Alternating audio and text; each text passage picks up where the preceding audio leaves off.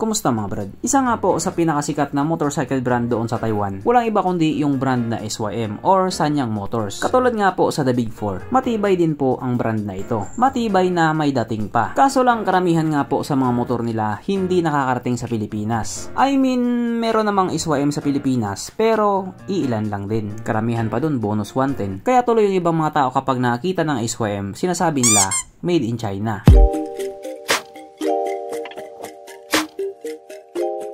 Pero syempre bago tayo magpatuloy, kung bago ka pa lamang napadpad dito sa aking walang kwentang channel, huwag ka nang subscribe.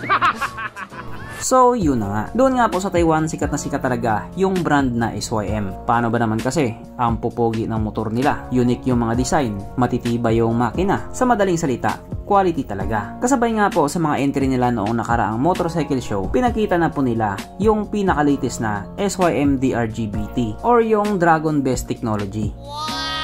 Kung yung old model nga po nito pogi na, eto mas pinapogi pa. Kung titignan nga po natin yung itsura ng dati at yung itsura sa ngayon, malaki na rin talaga yung pinagbago niya. Mas naging aggressive at sporty yung dating niya. Pero pagdating naman sa tayuan, nandun pa rin yung resemblance niya. Kumbaga, mas pinaangas lang talaga nila. Kaso lang maliban nga po doon at sa mga nakikita natin, wala po silang binigay na impormasyon patungkol sa motor na ito. Kung tinaasan ba nila yung engine displacement nito, or kung the same pa rin yung makina niya, or kung lumilipad na ba to, or lumalangoy sa tubig, wala po silang sinabi. Pero sa tingin ko naman yung engine displacement nito, same pa rin doon sa old model, or yung sa nauna. Pero kahit ganun nga po, walang duda, panalong-panalo pa rin talaga. In-upgrade nila yung pagmumukha niya. Yung tipong pag tinabi mo silang dalawa, yung old model tsaka yung bagong model, makikita ng mga tao yung malaking pagbabago niya. Hindi katulad din sa isang motor na yung old model tapos yung bagong model, parehas pa rin talaga yung itsura. Kung may nagbago man, saan banda? Wala po akong binabanggit na motor. Pero kung sakaling alam mo na.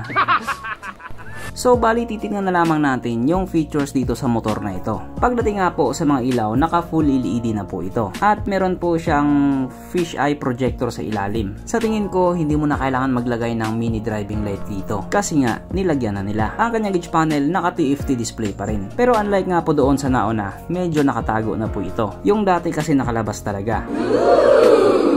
Syempre yung iba niya mga feature same doon sa nauna, naka-keyless pa rin ito. At naka-naked handlebar na mas lalo nga pong nagpadagdag sa kapugian niya. Kaso lang katulad nga po sa ibang mga bagong motor na nilalabas ngayon, wala na po itong kickstart. Yan pa naman yung palaging hinahanap ng mga taong walang pambili. Kapag nakatalikod naman siya, pinakaunang mo ma-appreciate sa kanya yung underneath niya na napakalinis nga pong tignan. Tapos yung grab bar pa niya sa likuran, parang sungay ng sigbin. May sungay ba yung sigbin? Basta parang sungay yung itsura niya. Basta yung kabuuan nga po sa motor na ito, talagang napaka-solid. At dahil nga po meron ng latest model, baka pwede nang ilabas ni Mitsukoshi sa Pilipinas yung old model. Huwag ka na magtaka brad, wala nang bago doon. Pag pinaglumaan na sa ibang bansa, ilalabas na nila sa Pilipinas. Kawawang Pilipinas. So dahil nga po, wala pa po silang binibigyan na informasyon sa motor na ito, bibitinin ko na muna kayo. Wala muna tayong bounce. Ano ba to? So hanggang dito na lang muna mga brad. Kung may gusto kong sabihin or gusto kong idagdag doon sa mga sinabi ko, mag-comment ka na lamang sa ibaba. Okay, bye.